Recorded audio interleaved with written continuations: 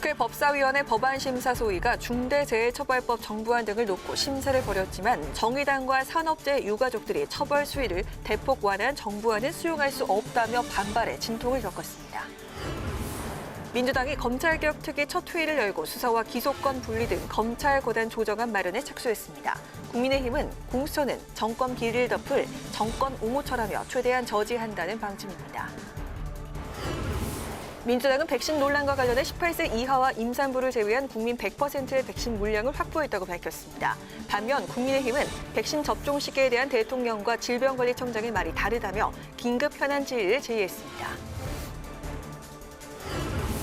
뉴스앤 파워 인터뷰. 오늘은 세계은행 출신 경제 전문가인 시대전환 조정훈 의원과 함께 코로나19로 직격탄을 맞은 서민 경제 실태와 정부의 피해 대책에 대한 평가 그리고 보완 대책 필요성 등을 짚어봅니다.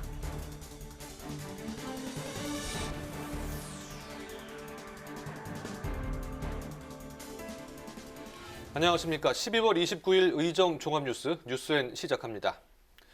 더불어민주당과 국민의힘이 법사위 소위에서 중대재해법을 논의하고 있습니다. 여야 모두 법사위 소위에 참석하기는 이번 임시국회 들어 처음인데요.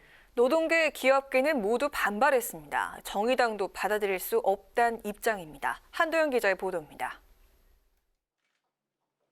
국회 법사위가 법안심사 소위를 열고 어제 제출된 정부안을 토대로 중대재해법 제정안 심사를 이어갔습니다.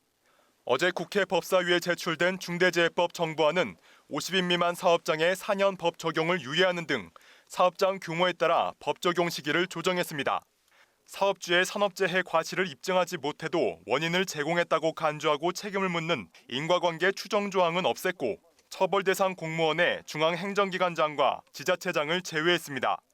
국민의힘이 그동안 위헌이라며 반대했던 인과관계 추정 조항을 삭제하는 등 처벌 수준을 낮춰 이견을 좁힌 겁니다. 이에 당초 여당 단일안이 나온 뒤 논의에 나서겠다고 밝혔던 국민의힘은 입장을 바꿔 오늘 소위에 참여했습니다. 여야는 소위에서 중대재해의 정의 등을 집중 논의한 것으로 알려졌습니다. 국회 농성을 이어온 정의당과 산업재해 피해자 가족, 기업계는 각각 반발했습니다. 정의당 강은미 원내대표는 정부안이 국민 생명과 안전을 지키기 부족한 면피용에 불과하다며 유감을 표했습니다. 국민의 생명과 안전을 지키라는 수많은 목소리는 뒤로 하고 재계의 이해관계를 적극 반영한 결과라고 봅니다. 산업재해 피해자 가족들도 회의장 앞에서 정부안 반대 시위를 벌였고 소위에 참석해 반대 발언을 진행했습니다. 송경식 한국경영자총협회 회장은 국회를 방문해 대표자 형사처벌 등 정부안에는 여전히 기업의 가혹한 규정이 포함됐다며 독소 조항을 빼달라고 요구했습니다. 국회 방송 한도영입니다. 더불어민주당은 당내 검찰개혁 특별위원회를 가동하면서 검찰개혁에 속도를 내고 있습니다. 공수처를 차질 없이 출범시키면서 검찰의 수사권과 기소권을 분리하는 게 핵심입니다. 국민의힘은 수사권과 기소권을 분리한다면서 둘 다 갖는 공수처를 출범시키는 건 자가당착이고 검찰 탄압이라고 비판했습니다. 김희연 기자의 보도입니다. 더불어민주당은 검찰의 수사권과 기소권을 완전 분리하는 검찰개혁 2단계에 착수했습니다. 윤호중 민주당 검찰개혁특위위원장은 윤석열 검찰총장 사태를 보면서 상명하복에 보스 정치를 하듯이 검찰권을 선택적으로 행사하는 남용의 문제가 드러났다고 비판했습니다. 기소 편의주의에 따라서 이 검찰권이 선택적으로 행사되는 이런 문제에 대해서 많은 지적이 있었습니다. 이런 부분에 대해서 근본적인 이 수술이 있어야 되지 않나 이렇게 생각합니다. 이낙연 대표는 혼란을 최소화해야 하지만 지향점은 분명하다며 검찰개혁에 힘을 실었습니다. 민주당은 수사권과 기소권을 독점하고 있는 검찰청을 폐지하고 기소권과 공소유지권만 갖는 공소청을 신설하는 법안을 발의했습니다. 이와 함께 민주당은 내년 1월 공수처 출범을 목표로 검찰개혁 2단계를 완성하겠다는 계획입니다. 국민의힘은 검찰개혁이 아니라 검찰 탄압이라고 비판했습니다. 주호영 원내대표는 원내대책회의 후 기자들을 만나 윤석열 검찰총장의 복직을 견제하기 위해 수사권을 빼앗겠다는 거 아니냐고 반문했습니다. 또 공수처 출범에 대해 야당 측 위원회 추천권이 박탈당했고 추천위의 독립성도 의구심이 든다며 절차적으로 문제가 많다고 반대했습니다. 또 정권의 비리를 수사하는 것이 아니라 오히려 덮을 이 정권 옹호처 출범에 대해서 최대한 저지할 것을 다시 한번 말씀드립니다. 다만 공수처장 후보 인사청문회에 대해선 불참할지 아니면 철저한 검증에 나설지 최종 후보 지명을 보고 결정하겠다고 덧붙였습니다. 문재인 대통령이 이르면 오늘 공수처장 후보 2명 중 1명을 지명할 것으로 전망되는 가운데 공수처 출범에 대한 여야의 입장차가 커 국회 인사청문회 개최까진 난항이 예상됩니다. 국회 방송 김희연입니다.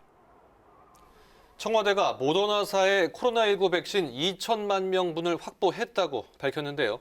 더불어민주당은 백신 물량이 충분히 확보됐다. 야당은 국민 불안을 부추기는 방역 흔들기를 중단하라고 촉구했습니다. 국민의힘은 백신 수급 시기에 의문을 제기하며 백신 관련 긴급 현안 질의를 하자고 제안했습니다. 홍예진 기자입니다. 미국이나 영국 등 다른 나라에 비해 코로나19 백신 수급이 늦어지는 데 대한 국민적 불안감이 높아지자 청와대가 직접 나섰습니다. 문재인 대통령이 모더나사의 스테판 반셀 CEO와 직접 화상통화를 통해 기존보다 2배 늘어난 백신 2천만 명분을 공급하기로 합의한 겁니다. 청와대는 공급 시기도 당초 3분기가 아닌 2분기로 앞당기기 위한 노력을 함께 하기로 했다고 밝혔습니다. 더불어민주당은 백신에 대한 국민 불안 해소에 적극 나선 모습입니다. 민주당은 집단 면역 형성에 필요한 국민 60-70%의 백신 물량을 확보했고 의료진 등 우선순위 대상자는 내년 2월부터 접종이 가능하다고 밝혔습니다. 그러면서 야당을 향해 K방역을 흔드는 백신 정쟁화를 중단하고 정부 방역에 협조할 것을 촉구했습니다. 야당의 근거 없는 방역 흔들기는 국민 불안을 부추기고 국민들의 자부심만 깎아내리는 자해 행위입니다. 반면 국민의힘은 백신 수급 시기 등의 의문을 제기했습니다. 대통령과 정은경 질병관리청장의 말이 다르다는 겁니다. 대통령께서는 어제 2월 중에 첫 접종이 시작될 수 있다고 했는데 정은경 질본 처장은 또 상황에 따라 달라질 수 있다고 해서 그러면서 이번 임시국회에서 백신 확보와 관련한 긴급 현안 질의를 열자고 민주당에 제안했습니다. 국민의힘은 또 모더나 백신 추가 확보에 대해 문 대통령의 노력을 평가한다면서도 두 사람의 통화는 여름에 이루어졌어야 한다며 늦어도 너무 늦었다고 지적했습니다. 국회 방송 홍혜진입니다. 헌법재판소의 낙태죄 헌법 불합치 결정에 따라 국회가 올해 안에 형법의 낙태죄 규정을 개정하지 않으면 사실상 낙태죄는 폐지됩니다. 이제 이틀밖에 남지 않았는데 낙태죄 폐지를 둘러싼 입장차가 큰 상황이라 여야 모두 당의 입장을 정하지 못하고 있습니다. 보도에 임채원 기자입니다. 내일 모레가 지나면 낙태를 처벌하도록 한 형법 조항의 효력이 사라집니다. 2019년 헌법재판소가 낙태죄에 대한 헌법 불합치 결정을 선고하면서 국회의 입법 보완 기한을 오는 31일로 정했기 때문입니다. 입법 보완 기한이 다가오면서 낙태죄 개정에 대한 요구도 거세졌습니다. 앞서 낙태죄 전면 폐지를 요구하는 국회 국민동의청원에 이어 낙태죄 폐지를 반대하는 청원이 10만 명의 동의를 얻어 소관 상임위에 회부됐습니다. 이번 달 초 국회 법제사법위원회에서 낙태죄 개정 관련 공청회가 열리긴 했지만 소위 심사 일정도 잡지 못하면서 논의가 멈춘 상황입니다. 현재 법사위에서는 민주당 권인숙 의원과 박주민 의원, 정의당 이은주 의원이 각각 대표 발의한 낙태죄 완전 폐지안과 임신 14주까지 낙태를 허용하는 정부안, 10주 미만으로 해야 한다는 국민의힘 조혜진 의원과 서정숙 의원의 안이 있습니다. 쟁점은 여성의 자기 결정권 침해와 태아의 생명권 문제입니다. 처벌이 아니라 다른 정책적인 어떤 지원들을 통해서 재생산권을 지원할 수 있는 방식으로 법의 방향은 바뀌어야 한다고 생각합니다. 당장은 여성의 어떤 권익을 위해서, 권리를 위해서 그런 유산을 했음에도 불구하고 그것이 오히려 여성의 장단기적으로 생명을 위협한다든가 건강을 위협할 사유가 되기 때문에 여야 지도부도 낙태에 관한 입법을 조속히 재정비해야 한다는데 공감하고 있지만 명확한 개정 방향과 시기를 제시하지 못하고 있습니다. 당내에서도 낙태죄 문제에 대한 의원들의 의견이 엇갈리고 있기 때문입니다. 이처럼 낙태죄 개정 논의가 지지부진한 상황에서 개정 시한이 이틀밖에 남지 않아 법적 공백은 현실화될 것으로 보입니다. 국회 방송 임천입니다.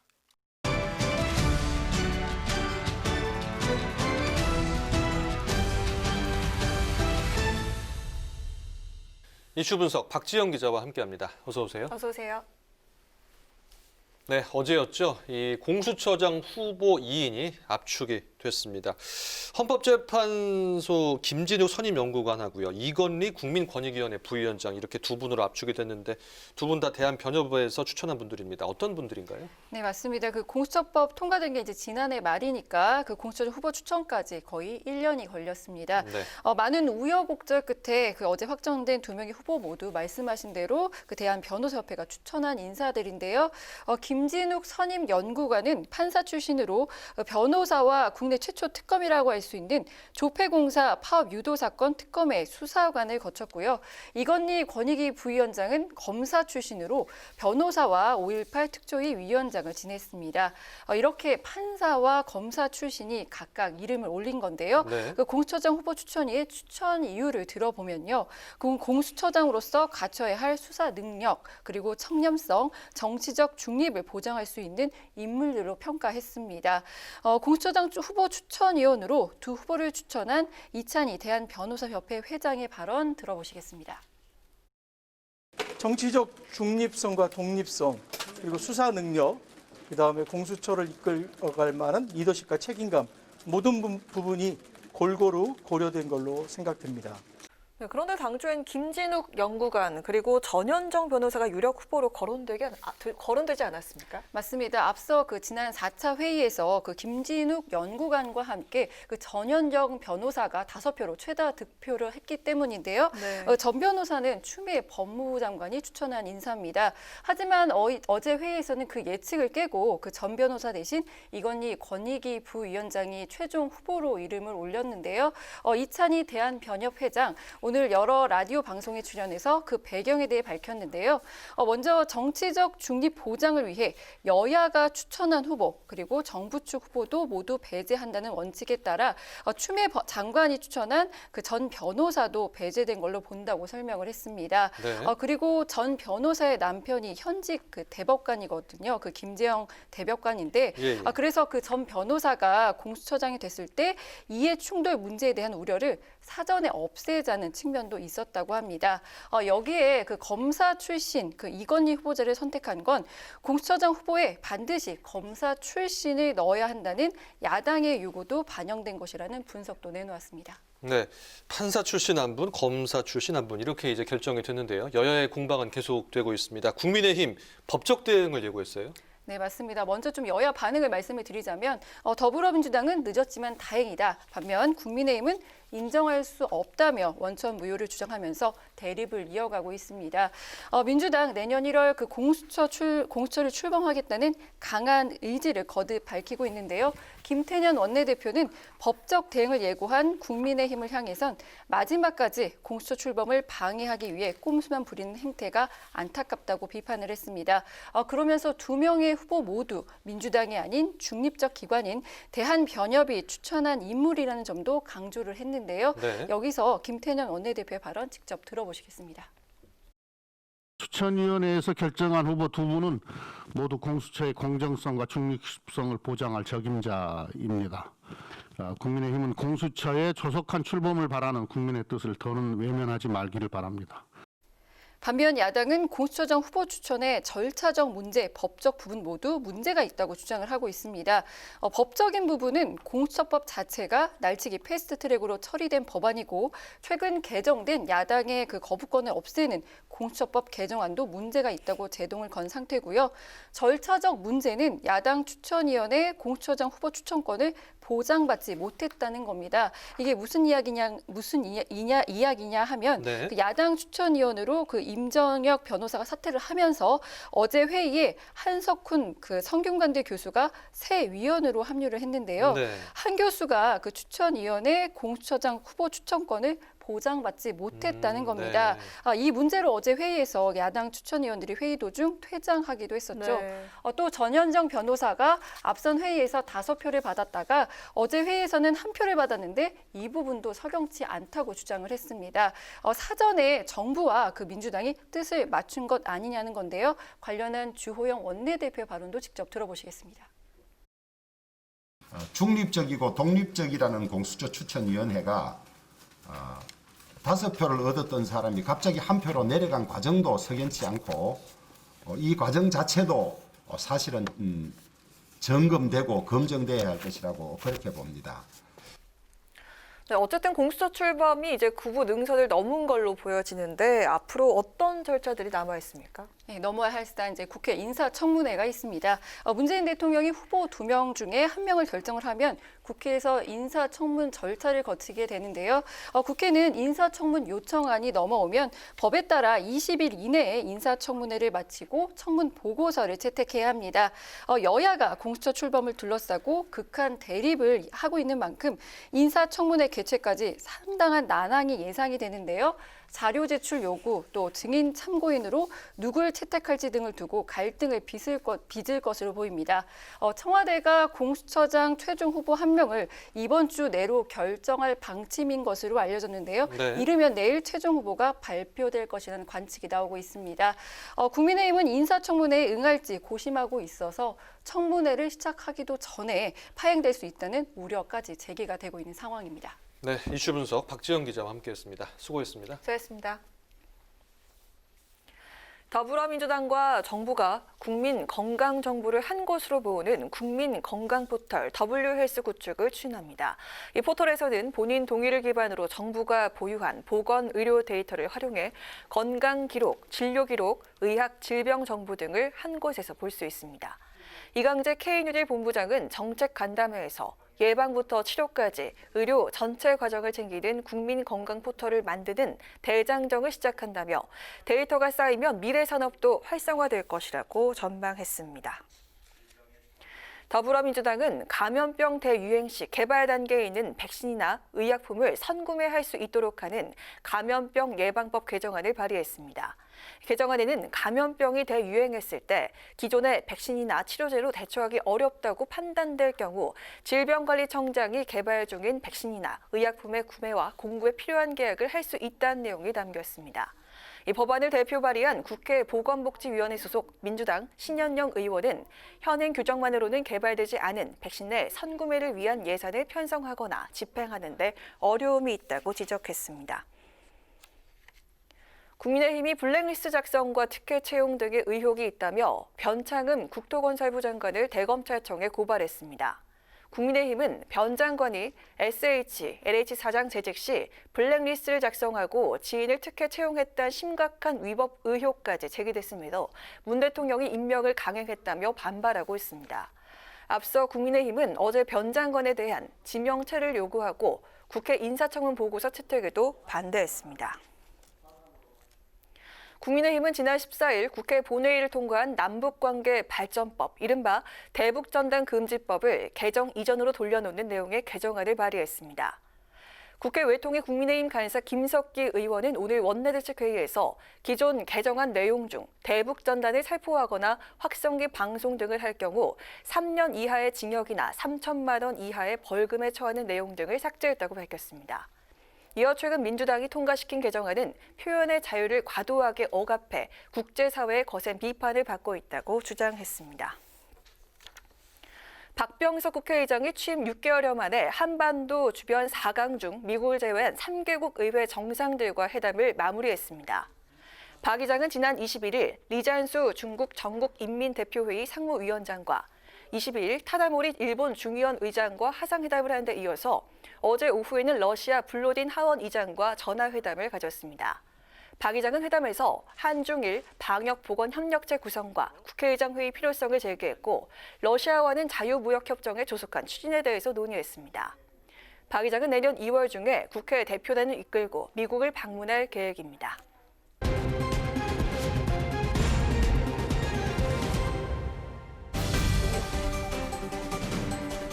사람들의 많은 시선을 끈 오늘의 정치 뉴스 강아랑의 정치톡 시간입니다. 12월 29일 첫 번째 정치톡 만나보시죠. 지난주 정부가 코로나19 백신 추가 구매 소식을 전했지만 백신 수급을 둘러싼 여야 공방은 좀처럼 가라앉지 않고 있습니다. 오늘도 여야 지도부는 백신 확보와 접종 시기를 두고 신경전을 벌였는데요. 어떤 입장차를 보였을까요? 18세 이하나 임산부 등을 제외하면 접종을 해야 될 우리 국민들의 100% 이상의 물량이 확보된 것입니다. 야당의 근거 없는 방역 흔들기는 국민들의 자부심만 깎아내리는 자해 행위입니다. 대통령께서는 어제 2월 중에 첫 접종이 시작될 수 있다고 했는데 정은경 질본처장은 상황에 따라 달라질 수 있다고 해서 국민들이 의문을 가지고 있습니다. 긴급 현안 질의를 할 것을 민주당에 제안을 합니다. 오늘 아침 지도부 회의에 참석한 여야 원내대표, 백신 문제를 두고 또 한 번 엇갈린 입장을 보였습니다. 먼저 민주당 김태년 원내대표는 접종이 필요한 국민 100%가 백신을 맞을 수 있게 됐다며 백신 불안론을 일축했습니다. 김 원내대표는 정부의 백신 확보 상황을 설명하면서 집단 면역 형성에 필요한 국민 60에서 70% 접종에 충분한 물량이고 돌발 상황에 대비한 추가 물량 확보도 추진하고 있기 때문에 우리 국민의 100% 이상 물량이 확보된 것이라고 강조했습니다. 이어 내년 2월부터 접종 시작이 가능할 것으로 전망했습니다. 반면 국민의힘 주호영 원내대표는 정부의 무능과 대응 잘못으로 백신 수급이 너무 늦어져서 우려를 표시한 것이라고 밝혔는데요. 백신 접종 시기를 놓고도 문 대통령과 정은경 질병관리청장의 말이 다르다며 의문 해소를 위한 긴급 현안 질의를 여당에 제안했습니다.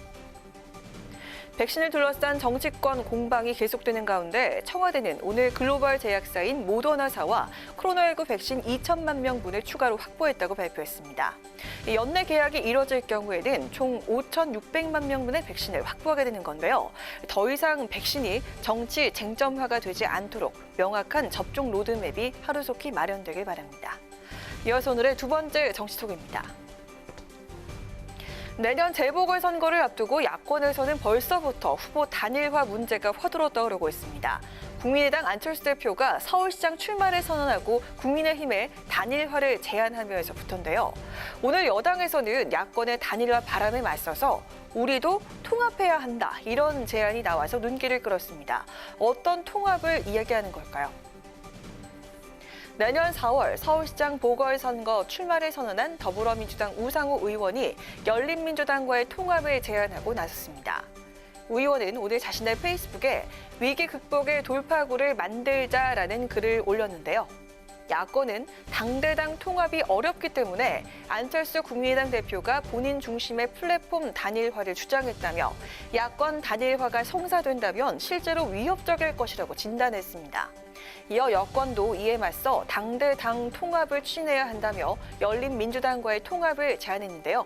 우 의원은 민주당과 열린민주당이 통합한다면 단순 지지도 상승뿐 아니라 지지자 통합의 시너지가 일어나게 될 것이라며 위기 돌파의 계기로 만들 수 있다고 주장했습니다. 또 바로 지금이 논의를 시작할 적기라며 문 대통령을 지키기 위해 지난날의 앙금은 잊고 크게 하나가 돼야 한다고 거듭 촉구했습니다. 현재 열린민주당에서는 김진애 의원이 서울시장 출마를 선언한 상황인데요. 우 의원은 김 의원이 출마를 선언한 지난 27일에도 우리는 결국 하나가 돼야 할 것이라며 단일화 필요성을 언급한 바 있습니다. 지난 총선 과정에서 이른바 친문 적자 논쟁을 벌였던 민주당과 열린민주당. 당시 총선을 지휘했던 민주당 이해찬 전 대표는 열린민주당과의 통합에 선을 그었지만 이낙연 대표는 당대표 선거 과정에서 통합 필요성을 거론하면서 관계 개선 가능성을 시사했습니다. 재보선이라는 중요한 과제를 앞두고 양당은 과연 통합할 수 있을까요? 지금까지 강아랑의 정치톡이었습니다.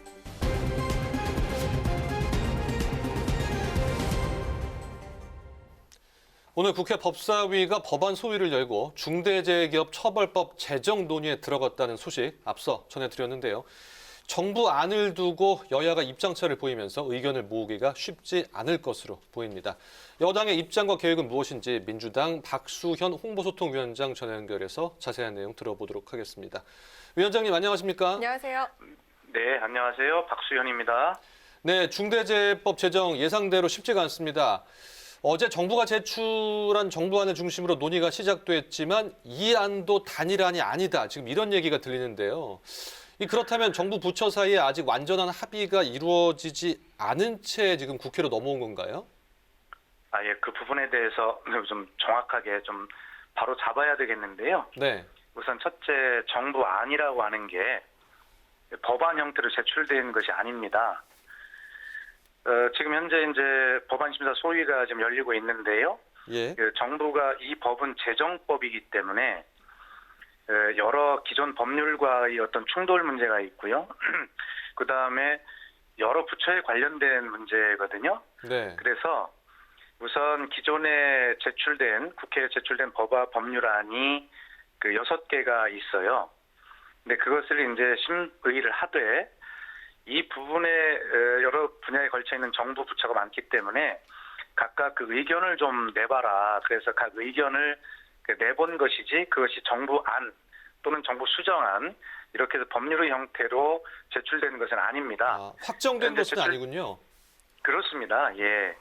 그래서 현재 이제 법안심사 소위에서는 기존에 이제 박주민 의원 안이나 정의당의 강은미 의원 안 등 이제 중심되는 법이 있지 않습니까? 예. 이 법을 중심으로 논의를 하고 있는데 어쨌든 현재는 말씀드린 대로 이번 임시국회 내에 이 법을 반드시 처리해야 되겠다라고 하는 의지 문제는 충분한데요. 네네. 이것이 제정법이기 때문에 그리고 여러 부처에 걸쳐 있는 법이기 때문에 굉장히 법안심사 속도가 좀 나지 않고 있어요. 네. 예, 그래서 어쨌든 정부의 단일 아니냐의 문제는 현재 그냥 의견을 좀 들어본 수준이다. 이런 정도입니다, 현재는. 네, 그럼 여야나 산업계, 노동계가 모두 합의한 단일안이 이 회기 내에 마련되고 처리될 수 있을까 궁금한데요. 민주당 입장이나 계획은 앞으로 어떻습니까? 당연히 이낙연 대표가 그 당대표 연설에서도 9월 4일 날 이야기를 했고요. 이번 임시국회 내 어떻게 해서든지 이 법을 좀 합의를 해보려고 합니다. 네. 지금 연말에 벌써 한 20일 가까이 단식을 하고 계신 이 가족들을 생각해서라도 반드시 해야 되고 또 대한민국을 새롭게 안전한 대한민국으로 만들기 위한 우리 시대의 과제 아니겠습니까? 예. 그래 하는데 현재 오늘 정확하게 말씀을 드리면 이게 19개 조항밖에 안 되는 법이 현재 나와 있는 게. 네. 근데 오늘 논의가 1조 이 정의 문제부터도 지금 아직 합의가 지금 안 되고 있어요. 예. 예, 그만큼 이게 제정법이고 말씀드린 대로 여러 부처에 관련된 법이기 때문에 그리고 기존 법률과의 충돌 문제가 있기 때문에 정말 최선을 다해서 심사를 해서 이번 임시국회 내에 통과를 시키겠다라고 하는 의지는 충분한데 그런 기존 법률의 문제들이 지금 충돌 문제가 있어서 네. 그런 부분들을 아주 면밀하게 꼼꼼하게 좀 따져보고 있고 좀 마음은 급하고 뭐 이런 상황에 있는 것입니다. 네, 그렇군요. 중대재해법 저희가 좀 기다려 보겠고요. 공수처장 질문 좀 드리겠습니다. 네. 어제 공수처장 후보 추천위가 후보 2명을 압축을 했습니다. 네. 하지만 야당이 이제 이를 인정할 수 없다면서 효력 집행정지 신청 등 법적 대응을 예고를 했습니다. 이 추천된 공수처장 후보들에 대해서 민주당의 평가는 어떠신지 궁금하고요. 또 야당과 관련된 이 반발에 대한 대응 계획은 어떠신지 좀 말씀 부탁드릴게요. 예, 글쎄 이 검찰 개혁의 문제는 시대적 과제이고 또 문재인 대통령의 공약 사항이었습니다. 네. 또 이 공수처가 그 검찰 개혁의 완전한 그 어떤 안이라고 저희도 뭐 자신은 없지만 일단 합의한 상태로 출발을 했으니 이것은 법은 지켜져야 되는 것 아니겠습니까? 예. 이번에 공수처장 추천도 우여곡절 끝에 됐지만 저희 여당이 저희 안을 고집한 것이 아니라 아시다시피 어떤 대한변협에서 추천한 그 두 분을 선택한 것 아니겠습니까? 네네. 정말 노력을 열린 자세로 많이 하고 있고요. 이제는 야당에서 본인들에게 주어졌던 비토권이라고 하는 것을 좋은 공수처장을 뽑는 비토권이 아니라 공수처 자체를 좀 없애려고 하는, 동의하지 않으려고 하는 그런 비토권으로 사용을 한 과정을 우리가 다 봤거든요. 그래서 저는 야당이 이제 이 공수처라고 하는 것이 아시다시피 이제 뭐 집권 세력의 을 대상으로 하는 부분들이 굉장히 많잖아요. 네. 그렇기 때문에 민주당으로서는 불리한 제도입니다. 그럼에도 불구하고 검찰 개혁을 위해서 하자는 것이니 이제 야당도 좀 큰 시각으로 검찰 개혁에 찬성한다고 하고 있으니까 이 부분에 대해서 이제 그런 어떤 더 이상 어떤 꼬투리나 발목 잡기 이런 어떤 행태보다는 큰 차원에서 협조하고 함께 출범을 시켜놓고 문제가 있다면 조금 더 보완하고 수정하는 그런 합의들을 함께 해나가는 것이 맞는 수순이 아니겠냐라고 하는 생각입니다. 네, 알겠습니다. 위원장님, 다음에 또 연결하도록 하겠습니다. 오늘 말씀 잘 들었습니다. 고맙습니다. 네, 감사합니다. 네, 지금까지 더불어민주당 박수현 홍보소통위원장이었습니다.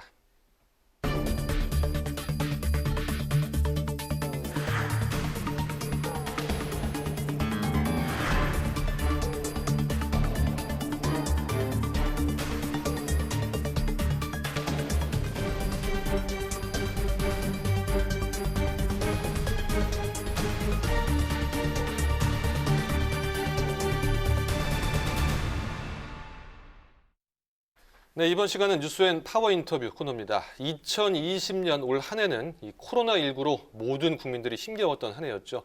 특히 자영업자와 소상공인들의 피해와 어려움이 컸는데요. 세계은행 출신 경제 전문가시죠. 시대전환의 조정훈 의원과 함께 민생 관련 이야기 나눠보도록 하겠습니다. 의원님 어서 오십시오. 어서 오세요. 반갑습니다. 네, 반갑습니다. 경제 전문가시기 때문에 오늘 경제 관련 현안들을 좀 질문을 집중적으로 드려야 되는데요. 코로나가 지금은 경제에 가장 영향을 끼치고 있지 않습니까? 이 자영업자와 소상공인 분들 지금 어려움이 상당히 가중되고 있는데요. 지금 현재 실태나 상황 좀 어떻게 진단을 하고 계신가요? 저는 지금 불이 지금 활활 타고 있다. 산불이 활활 타고 있는데 지금 문 안으로 들어왔고 네. 초과 상간을 태우기 바로 직전이다라고 생각합니다. 1월 경에 이제 재난지원금 지급하겠다는 발표가 나왔지만 그거를 듣고 우리 소상공인 분들은 기뻐하기보다는 그때까지 어떻게 버틸 수 있을까 매우 절박한 심정이죠. 네. 매번 말씀드리지만 매달 고정의 월급을 정확하게 받는 분들이 느낄 수 없는 절대로 느낄 수 없는 불안감, 생존에 대한 불안감을 갖고 있고요. 네. 아쉬운 것은 이런 불안감과 절박함이 정책의 집행의 속도와 내용에 충분히 반영되지 못한다라는 게 아쉽습니다. 네. 지금 소상공인 분들, 자영업자분들은 당연히 어려운데 혹시 이것이 좀 예전 금융위기처럼 좀 크게 좀 번질 수도 있을까요? 어떻습니까? 여러 가지 위기의 가능성이 있죠. 예전에 금융위기는 금융에서부터 문제가 생겼지 않습니까? 네. 지금 이 위기는 실물, 소위 실제 경제에서 지금 꽉 막혀 있는 상태입니다. 네. 가장 어려운 게 뭐냐면 이제 코로나로 인해서 경제 활동 자체가 막혔지 않습니까? 네. 그렇다 보면 이제 수요가 창출이 되지 않습니다. 돈을 쓸 수 있는 방법이 없는 거죠. 나가야 음식도 사 먹고 관광도 하는 거 아니겠습니까? 돈이 돌지를 않더라고요. 그렇습니다. 그래서 기존의 경제학에서는 전혀 준비하지 못했던 상황들이 벌어지고 있습니다. 인간의 경제 활동을 통해서 부가가치가 창출되는 것이 시장 자본주의인데 네. 지금 부가가치를 창출하고 있는 이 선순환의 사이클이 지금 끊어져 있습니다.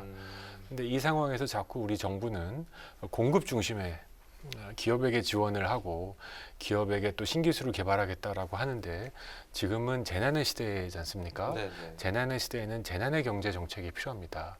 그 핵심은 수요를 살리는 것이고 보다 적극적으로 정말 국가 재정을 지금 염려할 때가 아니라 개인 부도를 염려할 때다.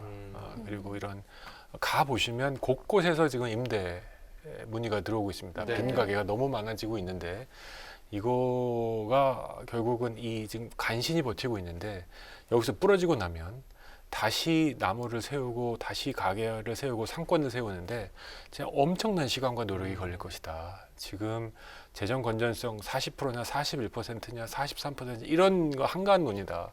일단은 무조건 산불을 끄기 위해서 모든 물을 쏟아 부어야 된다고 저는 생각합니다. 네, 이런 가운데 정부는 코로나19 확산세를 잡기 위해서 수도권 거리두기 2.5단계와 5인 이상 집합 금지 조치를 내년 1월 3일까지 더 연장하기로 결정을 했는데요. 일각에서는 3단계 격상을 요구하는 목소리가 적지 않았습니다. 정부의 이 조치가 적절했다고 보십니까? 3단계로 격상하는 거를 요구하는 목소리의 그 내면에 뭐가 있었냐 하면 빨리 끝내자. 내가 빨리 끝내고 싶다. 내가 보름이 됐던 뭐 3주가 됐던 기다릴 테니까 이 뒤에는 새로운 경제 활동을 하도록 가능성을 열어보자. 찔끔찔끔 자꾸 여기저기서 새이니까 저는 그건 충분한 의미가 있었다고 생각합니다. 다만 3단계라는 건 소위 국가 셧다운 상태이지 않습니까? 예. 대중교통까지 운행을 중단하는 상태인데 과연 우리 사회가 그거에 대한 준비가 되어 있을까? 라는 고민은 듭니다. 대중교통 없이 우리 모두가 재택근무할 준비가 되어 있는가? 저 상당한 큰 타격이 있을 거라고 생각을 합니다. 그래서 현재로는 2.5단계 유지는 51% 적절했다고 생각합니다. 이 상황에서 어떻게 해서든지 지금 경제의 파이프라인을 끊지 않아야 됩니다. 예를 들어서 겨울에 이제 수도관이 밖에 있으면 동파 위험이 있지 않습니까? 그럼 어떻게 하냐면 물을 좀 틀어두죠. 조금 졸졸졸 흐르도록. 지금 우리 경제가 지금 그런 상태이기 때문에 하루빨리 많은 유동성, 쉽게 얘기해서 현금이죠. 현금을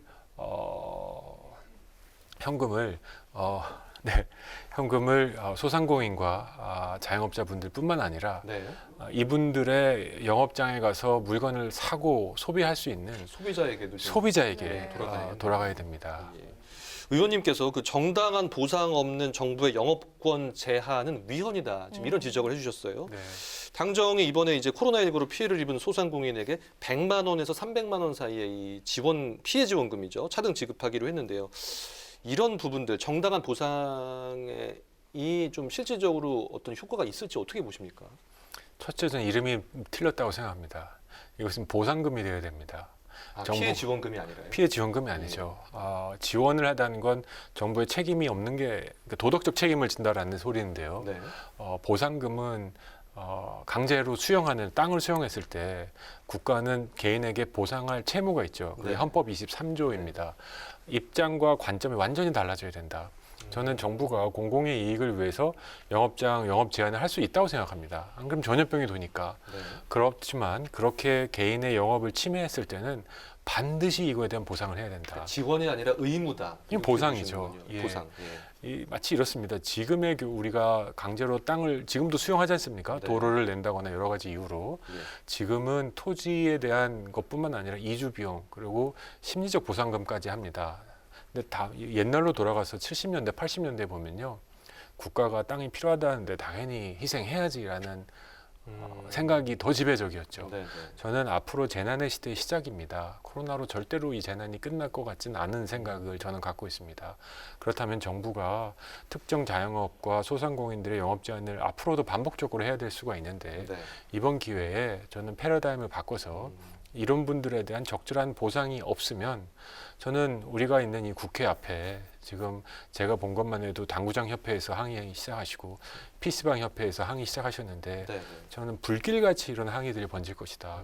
왜냐하면 나의 영업권의 피해를 국가가 어떻게든지 보상해야 된다라는 그 목소리는 정당하다고 생각하고 우리 헌법 23조에 보장되어 있는 권리다라고 저는 주장합니다. 네, 코로나19로 재택근무도 늘어나고 있는데요. 최근 의원께서는 주 4일 근무제를 화두로 던지면서 공론화에 나섰습니다. 이제는 주 4일제 도입이 필요하다고 보시는 이유가 궁금한데요. 설명 좀 부탁드리겠습니다. 두 분은 주 4일제를 어떻게 생각하십니까? 저희 같은 경우는 프리랜서라서 장단점이 방송이 있는 있을 때. 주 4일제, 주 6일제에서 주 5일제 온 게 16년 전입니다. 제가 주 4일제를 제시하면서 굉장히 많은 댓글들과 항의 전화 또는 찬성 전화를 받았는데요. 저는 없던 거를 만드는 게 아닙니다. 주위를 돌아보면요. 우리나라에서 굉장히 많은 기업들이 이미 주 4일제를 실행하고 있습니다. 마치 이게 북유럽과 정말 선진국에서만 일어나는 일이라고 생각하시는데요. 우리나라에서 많은 기업들이 이미 주 4일제를 실행하고 있고 댓글에 이런 글이 달렸습니다. 주 4일째 해보니 나쁜 거 1도 없다. 경험해보면 다 아는 얘기인데 뭘 이렇게 힘들게 생각하냐. 반대하시는 분들의 이유는 어떤 겁니까? 두 가지입니다. 생산성이 과연 5일 하다가 4일 하니까 네. 쉽게 산수적으로 생산성이 20% 늘까? 이거죠. 네. 근데 대부분의 회사의 경험은 생산성 20%보다 훨씬 는다. 그래서 이건 걱정하지 말자. 두 번째는 그러면 좋은 직장이 더 좋아지는 거 아니냐. 이런 거죠. 네. 우리가 주 6일제에서 주 5일제 시작할 때 공무원과 금융기관에서부터 시작했습니다. 네. 근데 저는 이 순서는 이대로 갈 수는 없다고 생각합니다. 왜냐하면 공공 부분이 지금 더 좋아지니까. 지금 공공 부분만 다 지금 원해가지고 노량진에서 노량진이 지금 폭발 직전이거든요. 자, 이렇게 해서는 안 되겠다. 이거는 자발적으로 기업들이 먼저 알아서 주 4일제를 실행하게 하고 어쩌면 공공 부분은 맨 마지막에 네. 실행해야 할 것이며 프리랜서라고 하셨는데 이런 계약이 전혀 다른 네. 노동을 하시는 분들에겐 적절한 보상이 무엇인가에 대한 담론도 만들어야 된다. 그래서 네. 저희가 5번에 걸쳐서 새로운 주 4일제 담론을 만드는데 국회에서 동료 선배 의원님들이 호응이 대단하십니다.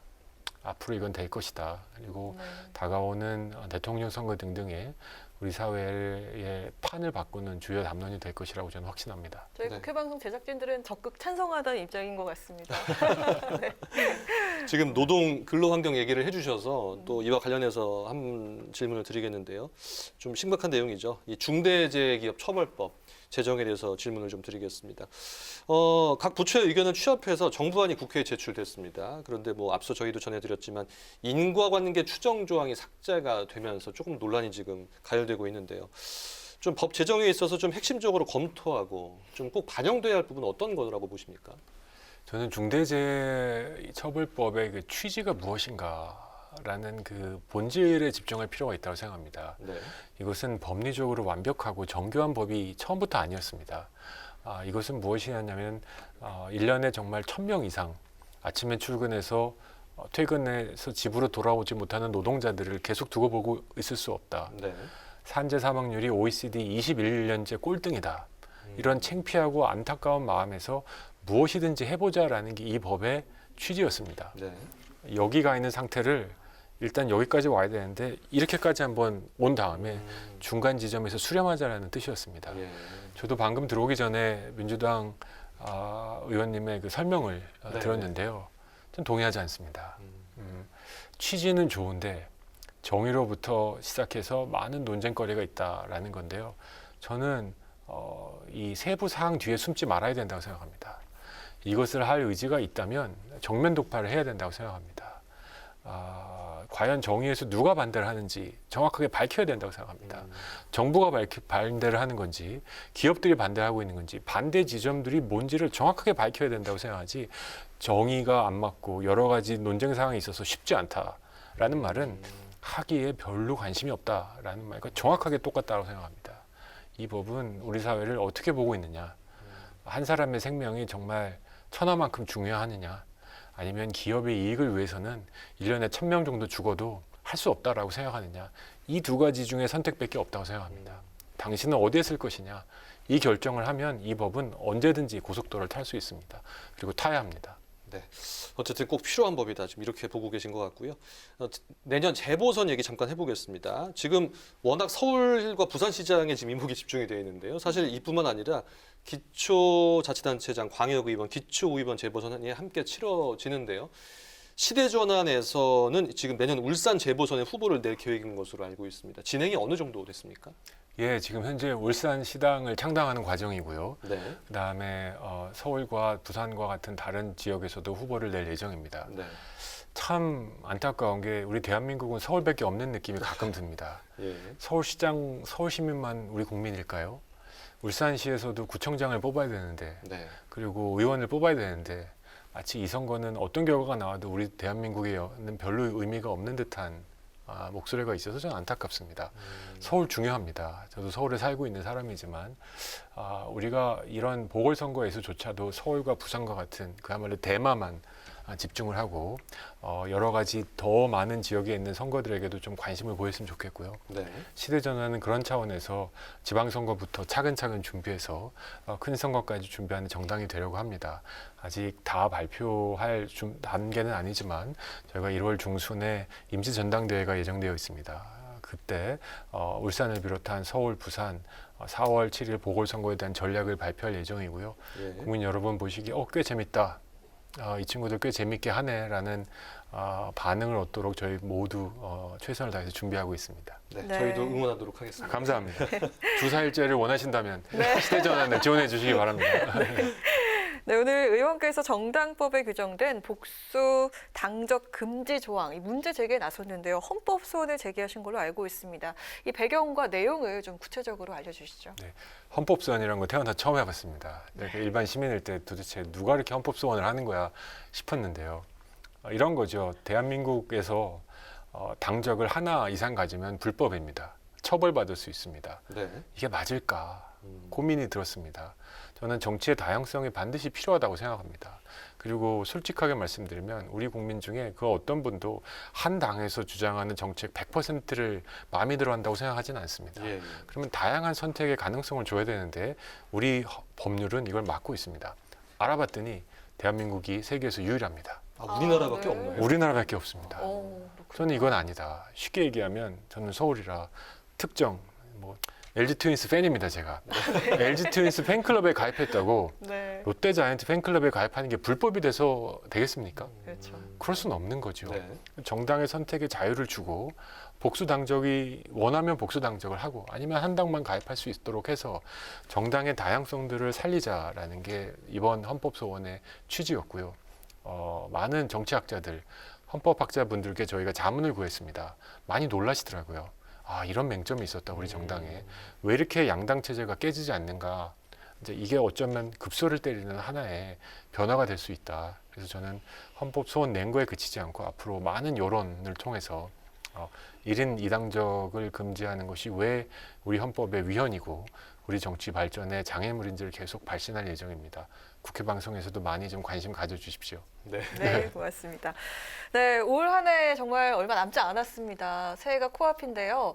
국회 입성하시면서 세우셨던 계획 얼마나 이루셨는지 스스로 한번 평가해 주시고 또 앞으로의 목표도 한 말씀 부탁드리겠습니다. 네, 겁나게 빨리 시간이 갔네요. 네. 저는 두 가지를 확신했습니다. 첫째, 생각해보면 생각할수록 우리 대한민국 문제의 핵심은 이거다. 이건 다름 아닌 양극화라고 생각합니다. 시대전환은 정치적 중산층을 다시 살리고 싶은 정당입니다. 네. 정치의 극단만이 있어서는 사회가 건전할 수 없습니다. 정치적 중산층이 중간에 튼튼하게 자리 잡아야 정치가 균형을 이뤘다고 생각하는데 네. 이게 안 되는 이유가 뭔지 봤더니 경제적 양극화가 너무 심각해져서 경제적 중산층이 점점 사라지고 있습니다. 많이 없어지고 있습니다. 이러다 보니까 경제와 정치가 주고받으면서 소위 중간에 있는 중산층들을 다 지금 증발시키고 있는 현실이다. 그래서 정치적 중산층을 살리기 위해서도 시대전환의 정치의 핵심은 경제 중산층을 살려야겠다. 네. 다름 아닌 양극화 문제 해소에 저희 모든 것을 걸 예정이고요. 두 번째는 저는 국회의원 300명 중에 300등이라고 항상 얘기합니다. 솔직히 그렇다고 생각합니다. 그럼에도 불구하고 무언가 변할 수 있을까? 저는 그 가능성의 실마리를 좀 보았습니다. 작은 조직과 세력이 힘을 내서 바꾸는 방법은 목소리의 큼이 아니라 주장하는 방식이라고 생각합니다. 제가 보좌진들과 함께 기자회견을 했을 때 대정부 질문에서 소통하는 목소리로 호통치지 않고 우리 총리님과 부총리에게 질문했을 때 우리 국민 여러분들께서 굉장히 좋아해 주시고 지지해 주셨습니다. 그 뒤로 많은 의원분들께서 저렇게 할 수도 있구나. 쟤는 저렇게 정치하는구나. 그리고 반응이 나쁘지 않구나. 네. 이렇게 해서 본회의장의 대정부 질문에 소위 데시벨이 좀 낮아졌다고 동료 의원 여러분이 말씀해 주시더라고요. 예. 조금씩 변한다. 어차피 세상이 변하는 것은 작은 방울들이 멈춰서 이런 물이 되는 거지. 한 번의 쓰나미 같은 변화는 혁명인데 우리는 그런 시대는 지났다라고 저는 생각을 하거든요. 그래서 이건 될 수 있다. 그리고 한 놈만 패자. 그 한 놈은 다름 아닌 양극화입니다. 네. 양극화 문제를 다시 우리가 이 정말 겁나게 빨리 벌어지고 있는 이걸 다시 붙일 수 있을 때 정치의 중산층도 다시 살릴 수 있다고 저는 생각합니다. 그러면 우리 정치가 좀 더 건강해지고 좀 더 멋진 정치가 되지 않을까 생각합니다. 네, 알겠습니다. 시대전환이란 이름처럼 시대가 이렇게 조금씩 변화할 수 있기를 좋은 방향으로요. 저희도 응원하겠고요. 시간 되실 때 또 저희 국회 방송 뉴스엔 자주 출연해 주시길 부탁드리겠습니다. 오늘 말씀 잘 들었습니다. 감사합니다. 네, 지금까지 시대전환의 조정훈 의원과 함께했습니다. 네, 곳곳에서 눈발이 날리고 있는데요. 밤사이 기온이 크게 떨어지면서 강력한 세미 탄파가 찾아오겠습니다. 내일 아침 중북부 지역의 체감 온도가 영하 20도 가까이 크게 떨어지는 곳이 많겠습니다. 건강 잘 챙기시길 바랍니다. 네, 오늘 뉴스에는 여기까지입니다. 시청해주신 여러분 고맙습니다.